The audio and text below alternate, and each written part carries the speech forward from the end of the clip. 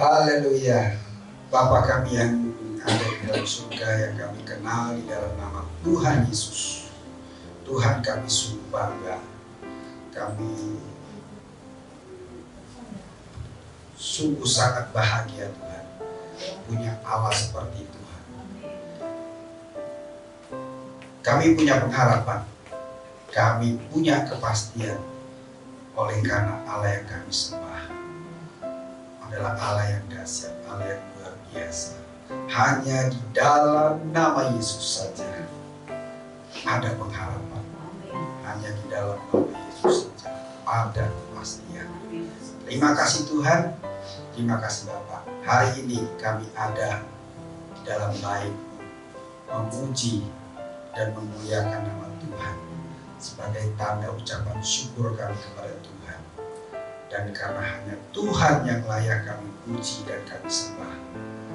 Walaupun hari ini adalah suasana Imlek, di mana banyak saudara kami bersuka cita menyambut hari raya ini, kami di sini kami memuji dan memuliakan Tuhan. Terima kasih Tuhan, hanya di dalam nama Yesus kami berdoa dan ucap syukur buat semua kebaikan Tuhan. Dan hari ini biarkan kami duduk diam di bawah kaki Tuhan, mendengarkan kebenaran firman Tuhan. Karena hanya dengan firman Tuhanlah maka kami mendapat kepastian setiap langkah-langkah kami di dalam Tuhan. Terima kasih Tuhan. Hanya di dalam nama Yesus kami berdoa dan ucap syukur. Haleluya. Amin. Silakan duduk Bapak Ibu sekalian. Ini hari yang bahagia, hari sukacita, semuanya merah. Iya ya. Yes. Semua sukacita? Tetap semangat? Oke, hari ini saya mau menyampaikan kebenaran firman Tuhan yang ada di Mazmur. Kita buka di dalam Mazmur 33. Ya, Mazmur 33 ayat, kita mulai dari ayat yang ke-12 dan seterusnya. Oke, sudah ketemu? Mazmur 12 sampai ayat 22. Saya baca ayat 12, saudara baca ayat 13, kita bergantian. Amin. Saya baca ayat 12 dulu ya. Berbahagialah bangsa yang Allahnya ialah Tuhan, suku bangsa yang dipilihnya menjadi miliknya sendiri. Ya, ayat 13. Tuhan memandang dari surga, Ia melihat semua anak manusia. Ya, selanjutnya. Dari tempat kediamannya, Ia menilik semua penduduk bumi. Dia yang menunduk hati mereka sekalian, yang memperhatikan segala pekerjaan mereka. Seorang raja tidak akan selamat oleh besarnya kuasa. Seorang pahlawan tidak akan tertolong oleh besarnya kekuatan. Kuda adalah harapan sia-sia untuk mencapai kemenangan, yang sekalipun besar keterbatasannya tidak dapat memberi keluputan. Sesungguhnya mata Tuhan tertuju kepada mereka yang takut akan Dia, kepada mereka yang berharap akan kasih setianya, untuk melepaskan jiwa mereka daripada maut dan memelihara hidup mereka pada masa kelaparan. Jiwa kita menanti-nantikan Tuhan. Dialah penolong kita dan perisai kita. Ya, karena Dia hati kita bersukacita, sebab kepada namanya yang kudus kita percaya. Kasih setia Tuhan, kasih setiamu ya Tuhan, kiranya menyertai kami seperti kami berharap kepadamu. Kita baca sama-sama ayat 22 yang tegas, yang semangat. Amin. 3, 2, 1. Kasih setiamu ya Tuhan, kiranya menyertai kami seperti kami berharap kepadamu. Amin. Amin. Amin. Yes, haleluya.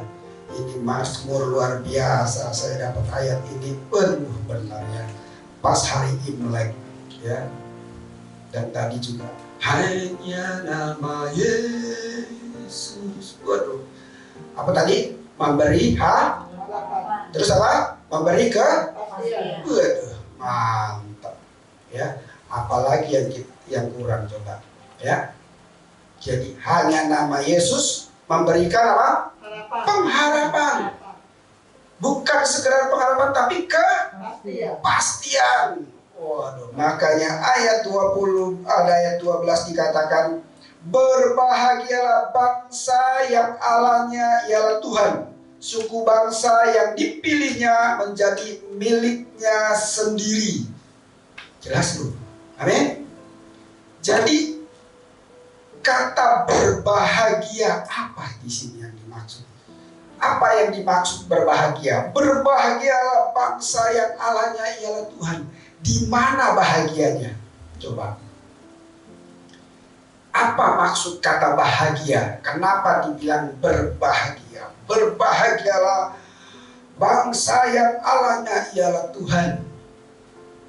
Apa maksud kata bahagia? Kadang kan kita baca ayat cuma berbahagia, yang kita tahu ya berbahagia senang, selesai, udah, terus kita baca tanpa kita memahami makna dari kata bahagia itu apa. Amin? Betul? Apa makna dari kata bahagia?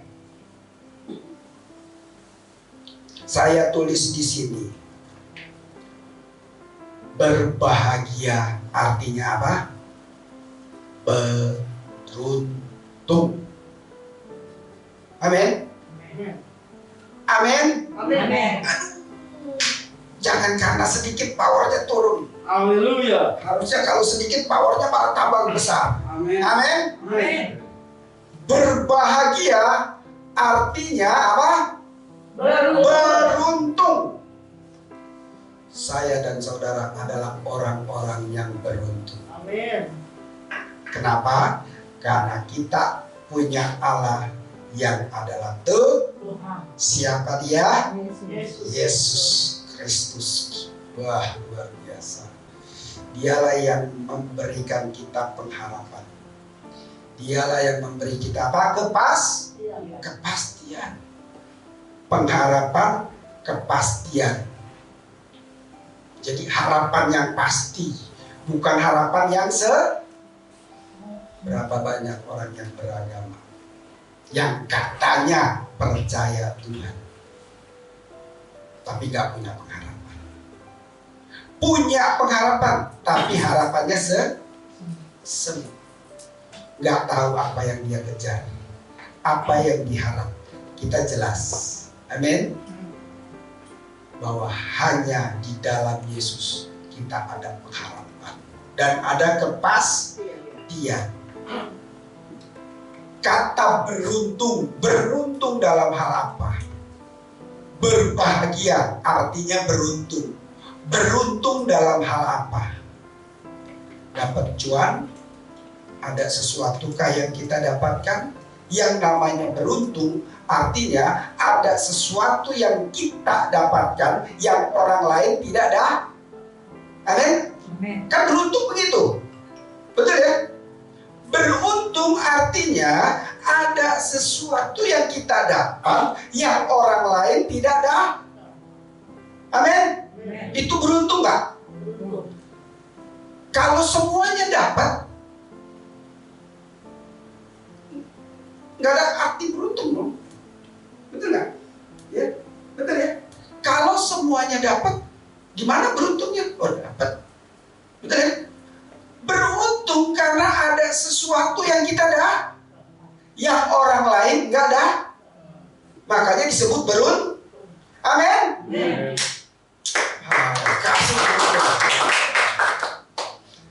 sekarang pertanyaan lagi. Apa sih yang kita dapat yang orang lain nggak dapat? Apa? Mantap. Aduh. Amin. Amin. Itulah dikatakan kenapa kita berbahagia. Berbahagialah bangsa yang Allahnya adalah Tuhan. Karena kita adalah orang-orang yang beruntung. Beruntung artinya ada sesuatu yang kita dapat yang orang lain gak dapat. Yaitu apa? Keselamatan. Apalagi? Kedamaian, damai sejahtera. Apalagi? Sukacita. Apalagi? Perlindungan. Apalagi? Penyertaan Tuhan. Perlindungan, penyertaan Tuhan. Itu yang saudara dapat setiap hari. Amin. Kalau saudara masih ragu, tanya sama diri sendiri. Amin. Bahwa itulah yang kita dapat setiap hari. Keselamatan, perlindungan, penyertaan. Wah, luar biasa saudara. Kalau itu yang sudah kita dapat, apa yang masih kita ragukan? Amin. Harusnya bangkunya penuh. Amin. Kenapa nggak penuh?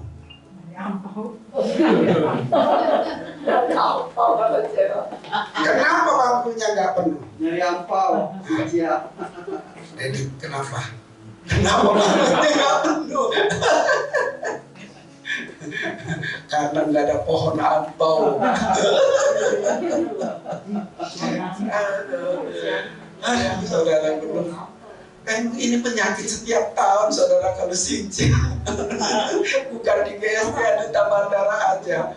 Betul ya? Hampir semua. Jujur sebenarnya saya mau fight, saya mau dobrak, saya mau kasih pemahaman yang jelas untuk teman-teman yang masih kepalanya ini pandangannya masih belum kuat. Nggak ada salah. Untuk ikut merayakan Imlek nggak ada yang salah. Amin. Kyonghi Pak Choi juga boleh. Bagi apa juga apa lagi? Oh, boleh. Dapat ampau apa lagi? Ngasih aja boleh, apalagi dikasih, betul nggak?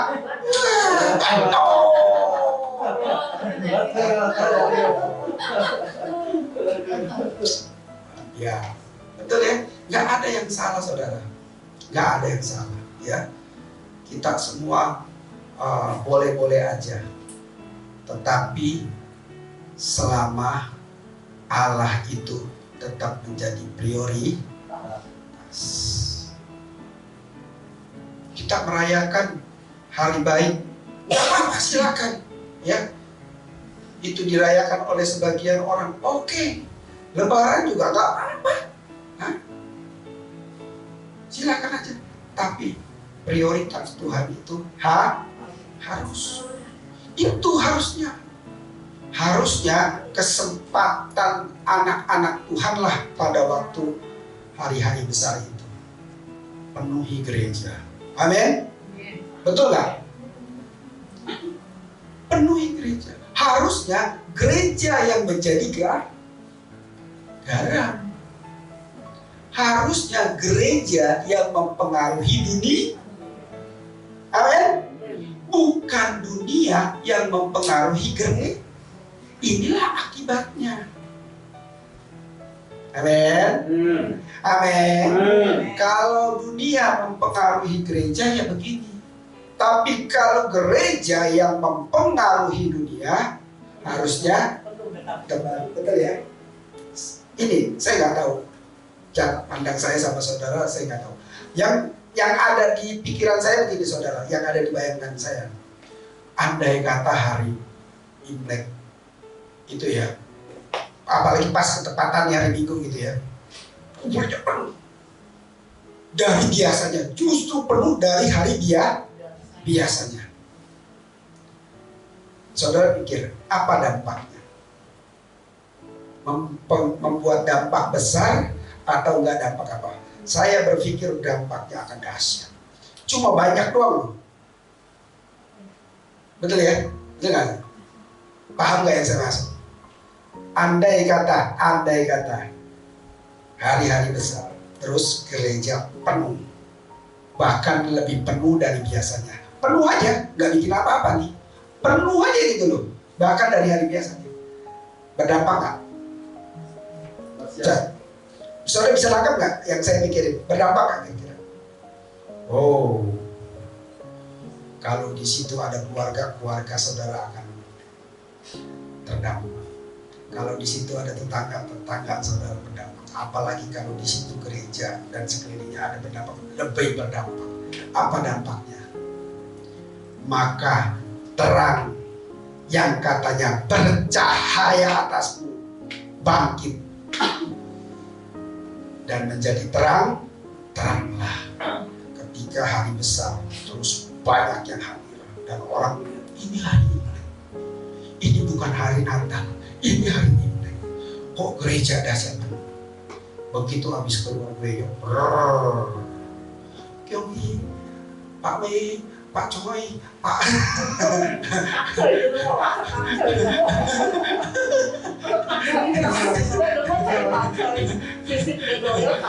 Choi Pan.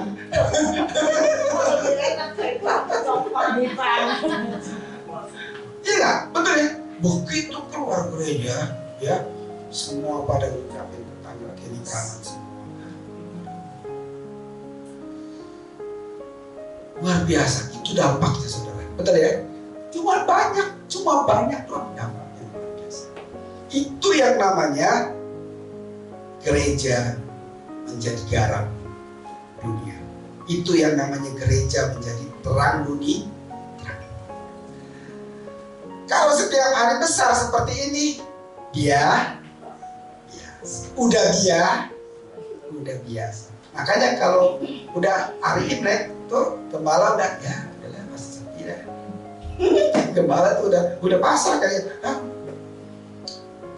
saya salah, harusnya fight-nya dari kemarin. Amin. Harusnya dari kemarin. Dan saya berharap saudara yang sudah mendengar hari ini, tahun depan buat gerakan Imlek harus datang. Nggak tahu tahun depan jatuhnya Senin. Geser satu hari. Maju terus ya,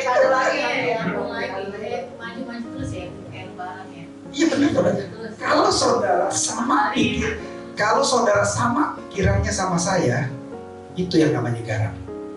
Itu baru disebut berbahagialah orang yang Allahnya adalah Tuhan. Kalau ini berbahagia nggak? Enggak. Biasa aja gue ke gereja. Iya ke gereja gue nyembah, gue ibadah biasa aja. Siapa Tuhannya? Tuhan Yesus biasa aja. Tapi orang-orang yang katakan berbahagialah orang atau bangsa yang Allahnya adalah Tuhan, ketika dikatakan berbahagia, Imlek gereja dulu. Amin. Dasar. Itu baru kata bahagia, kata beruntung, itu baru kerasa. Jadi kalau belum nyata bahwa kita nggak bangga punya Allah seperti Yesus, kita nggak merasa bangga, ya udah, sikap kita tuh biasa aja. Tapi kalau kita bilang kita berbahagia, maka ada saat-saat tertentu, momen-momen tertentu kita tunjukkan bahwa kita adalah orang-orang yang berbahagia. Amin. Dan bahagia itu nggak di mulut. Bahagia itu ada konkret, berupa tindakan yang nyata, bahwa orang lihat, mantap. Dia orang Kristen, dia ikut Imlek, tapi dia beribadah kepada Tuhan. Amin. Waduh, luar biasa saudara. Ini bayangan saya, saudara, bayangan saya. Sebenarnya dari beberapa tahun lalu saya berharap begitu. Dan kalau semua gereja seperti ini, kita berharap gereja Duta Bandara harus menjadi yang pertama ngadain gerakan. Amin. Koordinator ini harus lebih gerak kali ini. Tahun depan kalau bisa supaya datang semua jemaat di Ponata. Kasih apa? Iya. Kosong. ini, berapa dekade lagi ketemu. Senin. Ya. Oh iya Senin. Jadi betul ya. Jadi kalau memang kita bangga, kita berbahagia bahwa Allah yang kita sembah adalah Allah Tuhan, maka kita harusnya gerakan kita itu luar biasa. Nggak biasa-biasa aja. Kalau ibadah kita biasa-biasa aja, sikap kita kepada Tuhan itu biasa-biasa aja, di mana kata berbahagianya? Amin. Di mana kata berbahagianya? Harusnya kan kita bangga, betul ya? Kita adalah orang yang bangga. Makanya saya bilang tadi, berbahagia di situ mempunyai makna adalah beruntung. Yang namanya beruntung artinya ada sesuatu yang kita dapat yang orang lain gak dapat. Itu yang namanya berbahagia. Itu yang namanya beruntung. Amin. Waduh, luar biasa. Saya waktu baca ayat ini saya bilang, aduh luar biasa saudara. Ya. Terus lagi di sini dikatakan, apalagi di situ dikatakan,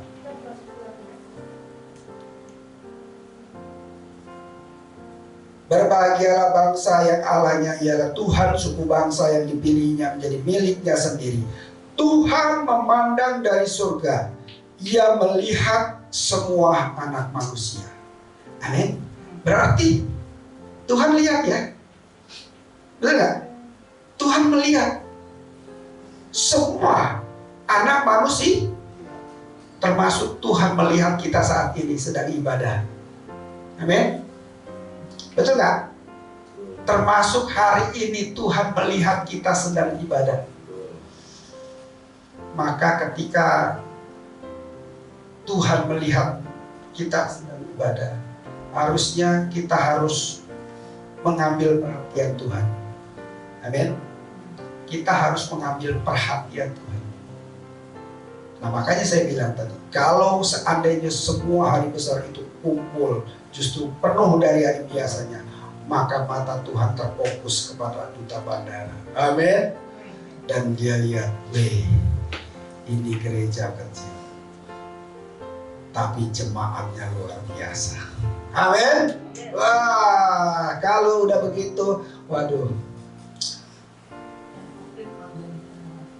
komplit pakai telur. Iya benar, komplit. Benar. Ada anak, ada ibu, ada bapak, ada emak, nenek. Oh.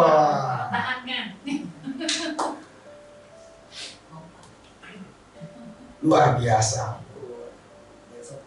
Dari kampung datang semua. Ya, luar biasa. Dari tempat kediamannya ia menilik semua penduduk bumi. Dia yang membentuk hati mereka sekalian, yang memperhatikan segala pekerjaan mereka. Seorang, ayat 16 saudara, ayat 16. Seorang raja tidak akan selamat oleh besarnya kuasa. Seorang raja tidak akan selamat oleh besarnya kuasa. Artinya, kekuasaan seorang raja tidak menjadi jaminan bahwa dia akan selamat. Betul nggak? Betul nggak? Betul apa betul? Iya. Seorang raja tidak akan selamat oleh besarnya kuasa. Artinya kekuatan kuasa manusia itu tidak menjadi jaminan. Seorang pahlawan tidak akan tertolong oleh besarnya kekuatan. Artinya apa saudara? Artinya apa? Jangan pernah mengandalkan kekuatan sendiri. Amin. Betul nggak? Jangan pernah sombong dengan apa yang kita punya.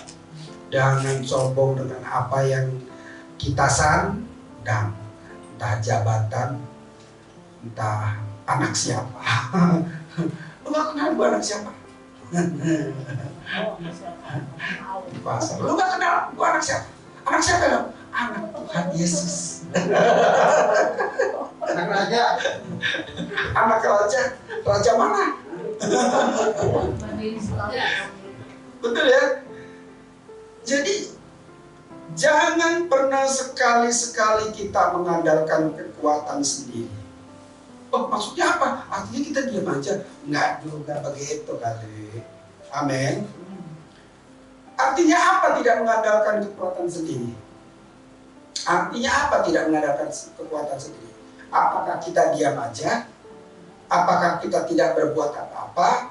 Apakah kita tidak menggunakan setiap karunia kemampuan yang kita punya, nggak boleh kita gunakan gitu? Maksudnya apa artinya jangan mengandalkan kekuatan sendiri? Apa arti daripada tidak mengandalkan kekuatan sendiri? Apa artinya? Ya artinya, ya kan? Oh jadi jangan mengandalkan kekuatan sendiri, maksudnya kita nggak boleh gunakan kemampuan kita, pandai kita itu. Kita ke atas. Apa arti dari tidak mengandalkan kekuatan sendiri? Artinya adalah jangan pernah mengklaim setiap keberhasilan, setiap apa yang kita dapat adalah hasil usaha sendiri, hasil usaha kita. Ini usaha gua, ini hasil kerja gua.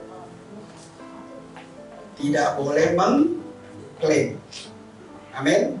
Artinya kita sadari bahwa apa yang kita dapat adalah hasil campur tangan tuh, entah kesuksesan, entah keberhasilan, entah apapun itu, ya sukses di bidang apapun, jangan pernah mengklaim bahwa itu hasil usaha kita sendiri. Jangan. Tapi akuilah itu bahwa itu semua adalah campur tangan tuh. Betul nggak begitu? Boleh nggak kita bilang bahwa ini hasil kerja gua, ini hasil usaha gua? Ya gua kerja, ya terang aja gua sukses. Boleh begitu? Orang dunia silakan, tapi anak Tuhan tidak boleh. Kenapa? Karena akan menimbulkan kesombongan. Apapun itu, di bidang apapun itu, jangan pernah mengklaim bahwa itu hasil kekuatan kita. Bahkan dari apa yang kita makan sekalipun jangan pernah mengklaim bahwa itu hasil keringat gua. Pantas gua makan enak, gua karena kerja capek, pantas tuh gua makan enak. Betul gak? Makanya dalam waktu kita makan kita perlu berdoa supaya apapun yang kita makan kita sadar bahwa ini adalah karena Tuhan. Karena Tuhan aku bisa makan capcay uyuh hai. Betul ya? Iya. Jadi lapar katanya. Jadilah, iya. Meskipun makan nasi kecap, telur asin, ya kan? Ayam bakar, pami panggang, harus bilang ini dari Tuhan. Iya terang aja itu mah.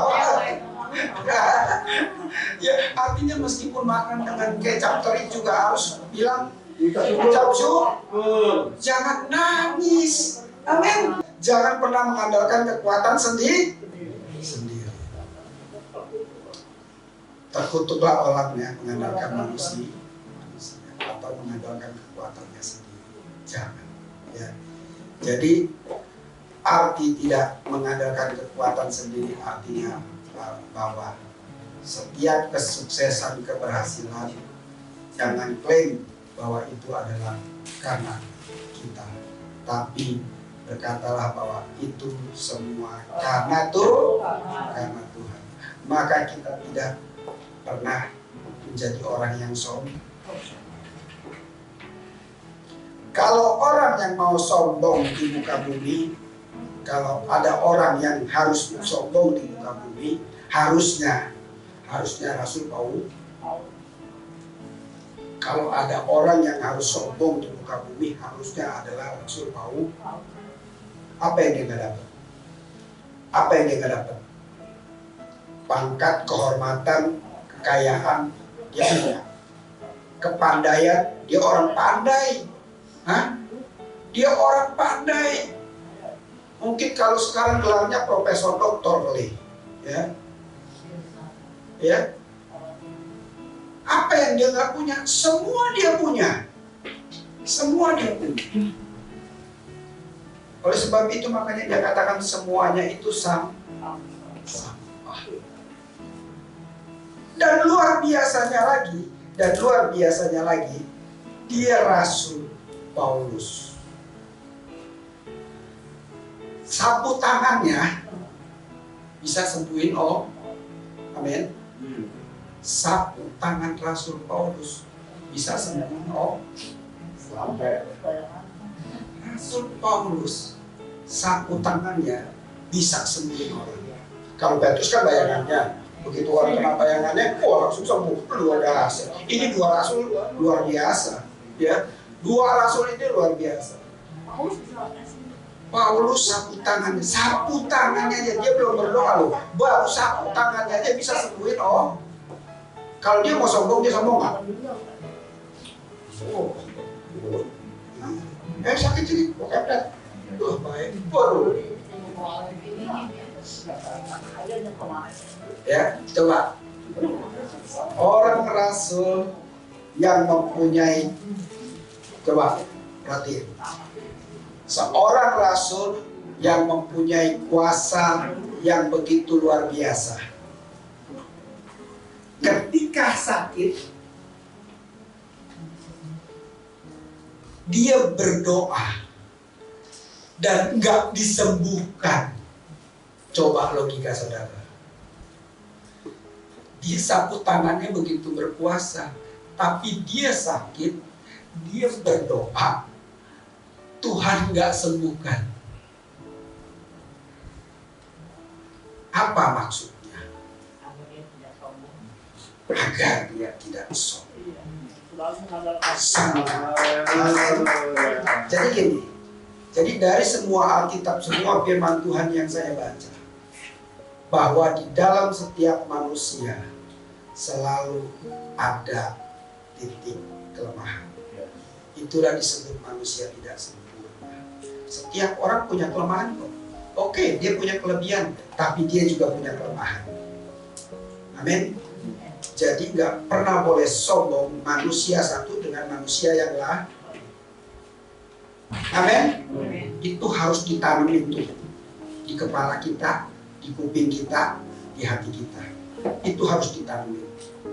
Jadi kita nggak pernah begini. Tahu yang begini apa saudara? Ya yang begini binatang apa saudara? Ayam. Bebek entok. Entok tuh sombong saudara. Entok tuh sombong, busungin dada. Jadi nggak boleh sombong.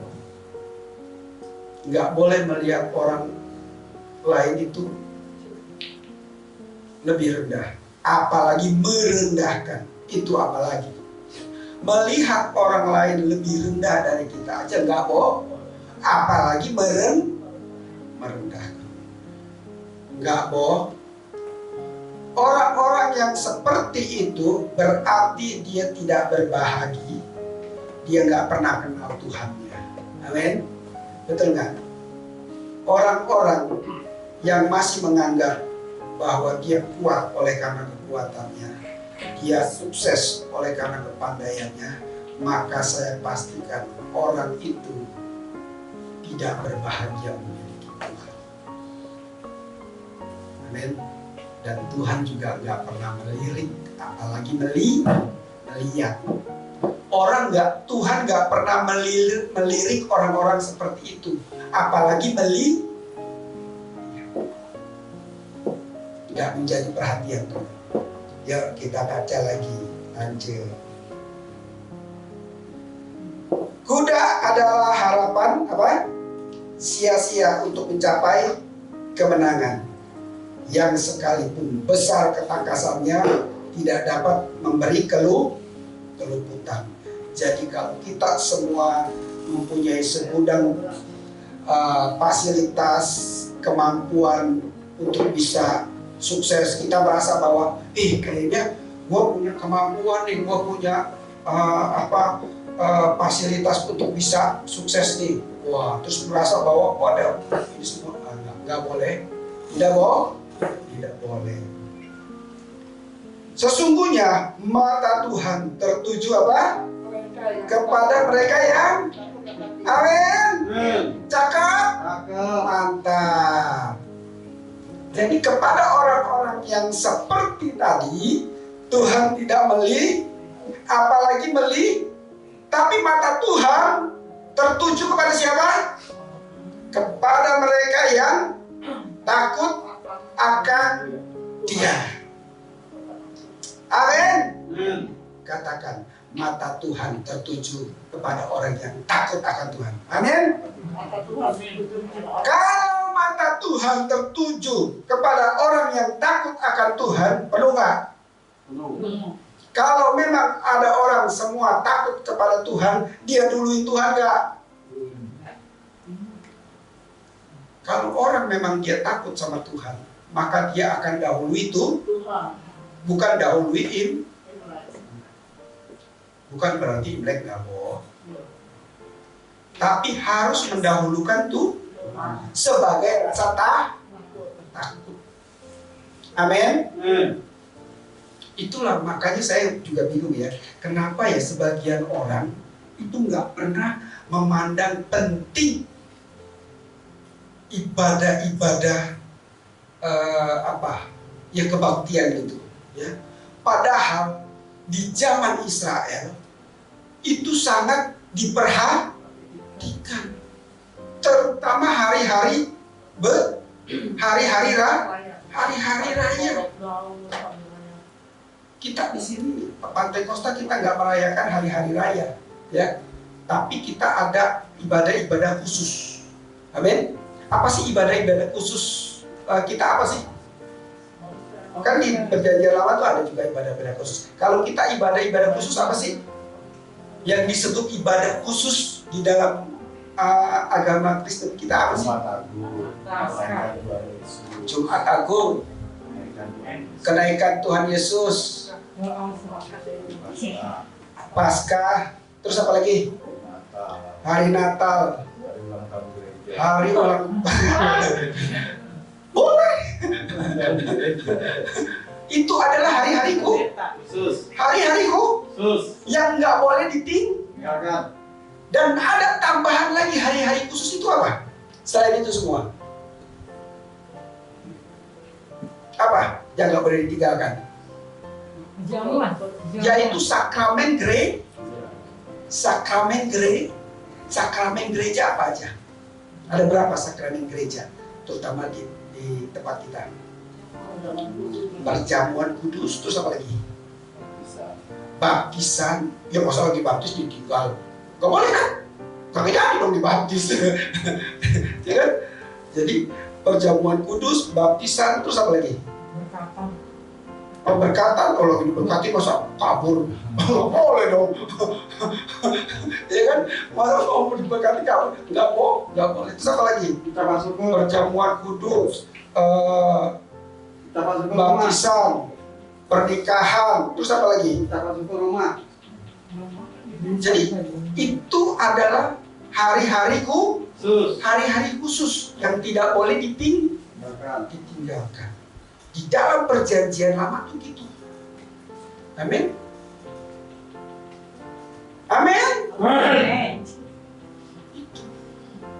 Nah, kita masih belum bisa menanamkan nilai-nilai itu, karena kita masih menganggap ibadah itu biasa. Tapi ibadah yang sesungguhnya adalah ketika kita tanamkan rasa takut akan Tuhan, maka Tuhan menjadi prioritas. Apalagi hari-hari khusus atau ibadah-ibadah khusus itu yang diatur di dalam firman Tuhan. Dan sayangnya entah gereja, ini nggak tahu juga ya, entah gereja yang tidak menanamkan nilai-nilai itu kepada jemaatnya, atau memang gereja sudah menanamkan tapi belum dipahami. Ya kan, ini kan beda ya. Ada udah dikasih tapi belum dipahami, betul ya? Atau memang juga belum ngerti. Nah, kenapa ini harus berulang dikasih tahu, diajarkan. Nah, supaya nilai-nilai itu terus ditanamkan. Amin. Ternyata repot juga ya, Tuhan. Iya, begitu. Berbahagialah orang yang takut, berbahagialah orang yang yang Allahnya adalah Tuhan. Suku yang dipilihnya menjadi miliknya sendiri. Saya nggak tahu saudara. Di sini ada begitu sangat ditekankan, ada kata suku bangsa yang dipilihnya menjadi miliknya sendiri. Kenapa ada kalimat penekanan seperti itu? Menjadi miliknya sendiri. Itu artinya memastikan bahwa ini punya saya.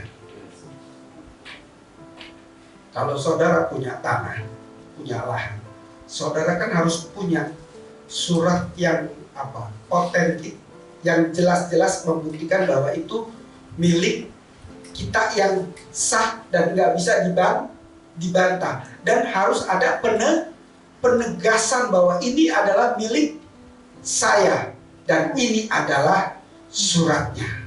Amin. Dan saya, saudara, adalah milik Kristus. Apa tandanya? Apa tandanya? Saya dan saudara sudah dimateraikan. Bukan materai yang 6.000. Amin. Bukan materai yang 10.000 udah naik. Ya. Tapi materai apa?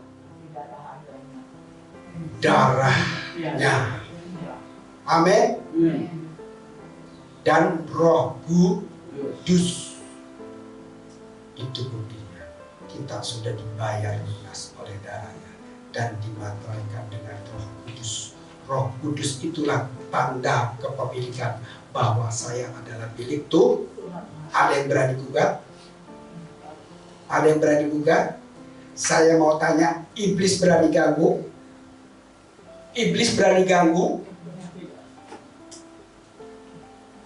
Ketika iblis tahu ini milik Tuhan, ada materainya, ada Roh Kudus di dalamnya, dan dia sudah dibasuh dengan darah Kristus, maka iblis tidak akan pernah mau ganggu. Percaya saudara, anak-anak Tuhan tidak akan pernah disentuh oleh yang namanya iblis. Tapi ada dong dia setia, kok dia bisa kesurupan? Tanda tak? Kenapa? Betul kan? Setahu saya, firman Tuhan itu nggak bohong. Orang yang milik Tuhan tidak pernah disentuh oleh yang namanya dia milik Tuhan.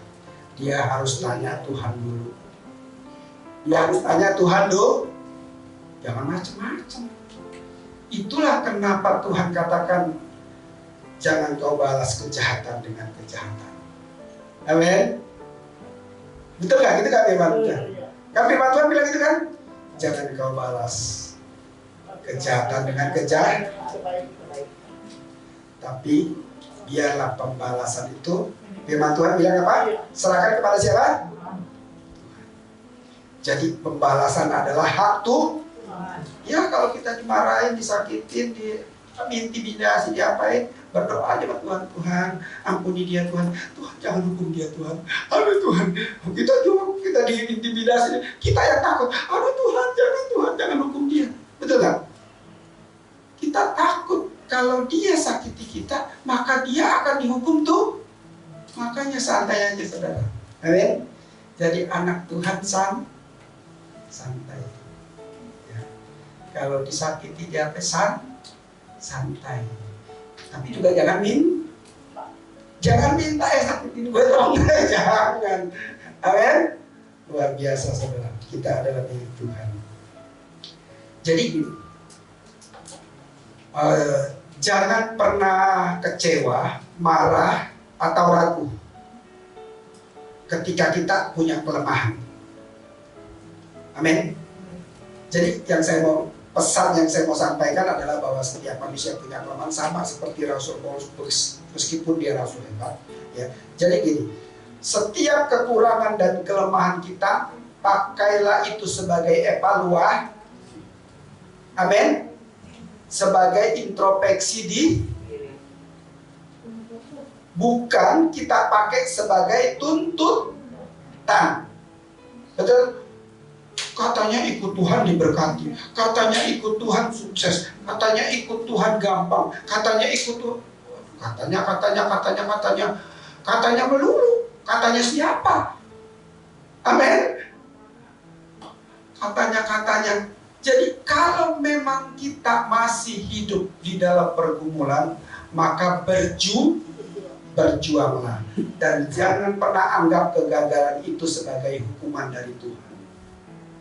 Dan juga jangan anggap bahwa kelemahan kita adalah bahwa Tuhan tidak menyertai kita. Jangan. Jadi kelemahan kita itu untuk menyadarkan kita bahwa kita perlu Tuhan. Amin. Saudara perlu Tuhan atau nggak perlu Tuhan? Makanya saya bilang, kalau orang-orang yang memang perlu Tuhan, Imlek kayak gini penuh nggak ibadah? Mereka situ lagi. Amin. Iya.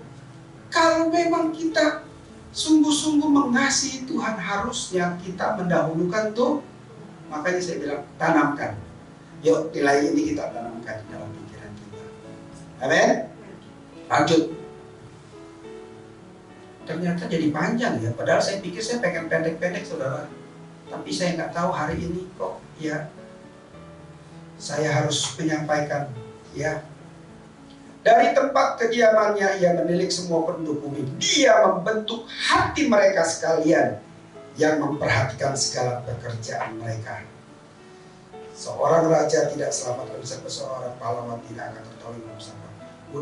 Tadi udah ya. Sesungguhnya mata Tuhan itu tertuju kepada mereka yang takut akan jadi mata Tuhan tertuju kepada orang yang takut akan Tuhan. Kepada mereka yang berharap akan kasih setianya. Jadi kalau kita berharap kasih setia Tuhan, maka kan harus ada action yang kita kerjakan. Betul ya? Harus ada usaha, ada kesungguhan bahwa kita ada betul-betul mencari Tuhan. Jiwa kita menanti-nantikan Tuhan. Dialah penolong kita, perisai kita. Ya, karena Dia hati kita bersukacita, bukan karena bukan karena pohon Jadi perlukah kita kasih pohon ampau?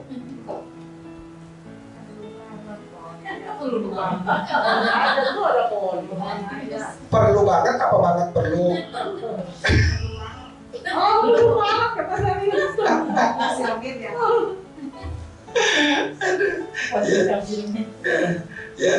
Jadi ya karena Dia hati kita bersukacita, sebab kepada namanya yang kudus kita percaya.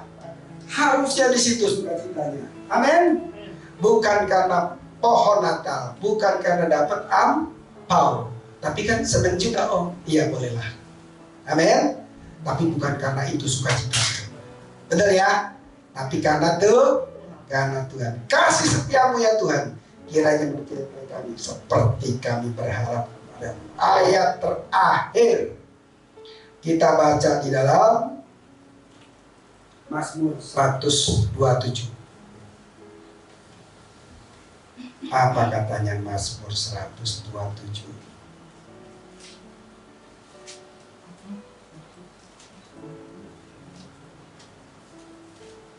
Ya, kita baca sama-sama. 3, 2, 1. Mazmur 27. Mazmur 127. Ayat 1.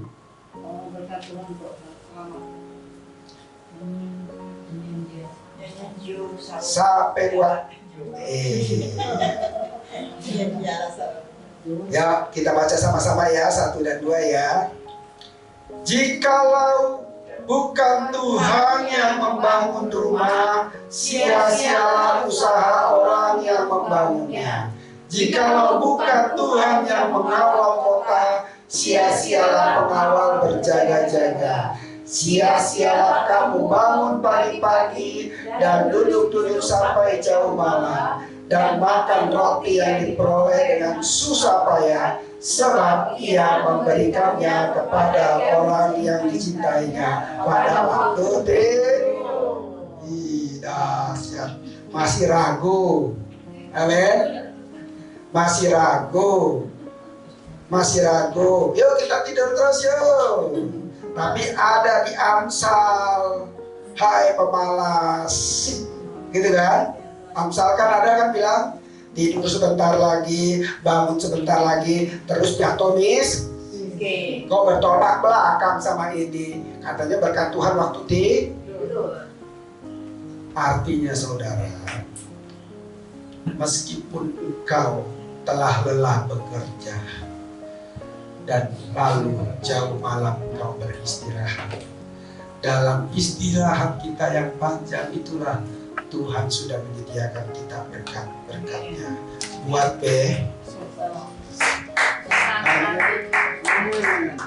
jadi jangan pernah bilang, Tuhan berkatin kita waktu tidur lu. Tidur yuk sepanjang hari, tidur sepanjang hari dah. Kalian?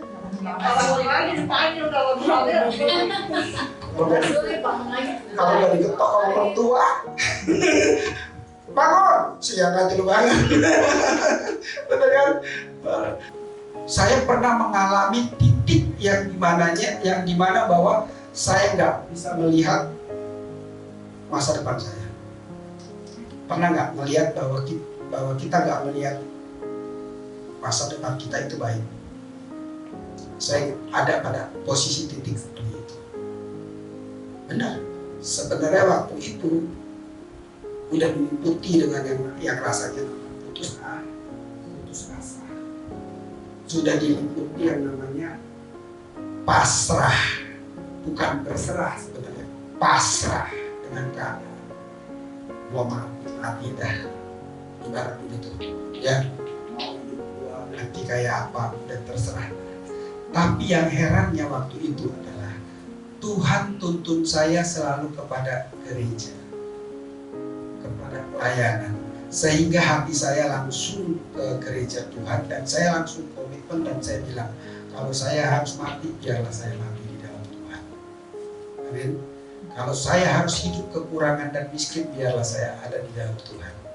Amin. Nah, karena kalau udah miskin, terus kekurangan, terus di luar Tuhan, double kan? Aduh, parah saudara. Kan orang bilang katanya, ya nggak apa-apa deh gue miskin di dunia, paling nggak gue kaya di surga. Kan begitu. Kan orang bilang begitu kan, suka kan? Lah sekarang kalau kita udah hidup kita penuh kesulitan, terus kita ada di luar Tuhan, double dong. Di dunia sulit, di sana sulit. Dua dapat. Tapi waktu itu benar, itu Roh Kudus benar-benar tuntun saya, sehingga waktu itu saya ingat bahwa waktu-waktu saya itu lebih banyak di gereja. Waktu-waktu saya lebih banyak di dalam Tuhan. Dan saya gak peduli lagi bahwa nanti jadinya apa. Pokoknya blank deh. Blank, benar-benar blank. Saya gak bisa lihat masa depan saya kemana-kemana. Ya. Tapi akhirnya ketika kita mulai menjalani, pokok udah ngalir aja dia di dalam Tuhan. Maka apa yang firman Tuhan katakan bahwa dari dalam gelap akan terbitlah terang. Dan terang itu akan bercahaya atas. Maka dikatakan di dalam Yesaya, bangkitlah dan menjadi teranglah. Makanya harus bangkit dan terus berjuang. Jangan pernah menyerah, karena mata Tuhan tertuju kepada orang yang takut akan kita tundukkan kepala saudara. Haleluya. Tuhan Yesus, terima kasih. Engkau Allah yang dahsyat, Engkau Allah yang luar biasa. Kami sungguh bangga mempunyai Allah seperti Tuhan, karena kami mempunyai pengalaman yang pasti, kami mempunyai kepastian di dalam kehidupan kami Tuhan. Terima kasih Bapak. Kiranya Tuhan berkati buat sidang jemaat Tuhan yang sudah hadir pagi hari ini juga Tuhan berkati. Terima kasih Tuhan. Dalam nama Yesus kami berdoa. Haleluya. Amin.